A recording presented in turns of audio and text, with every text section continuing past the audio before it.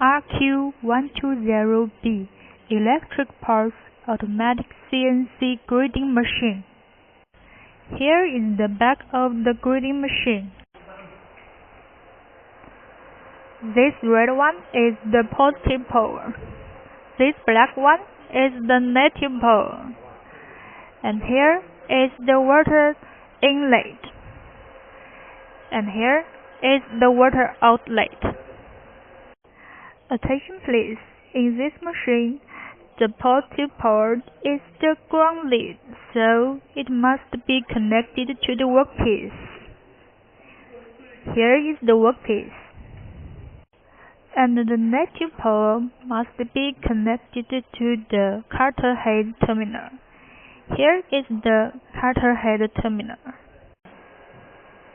This is the electrode power cable.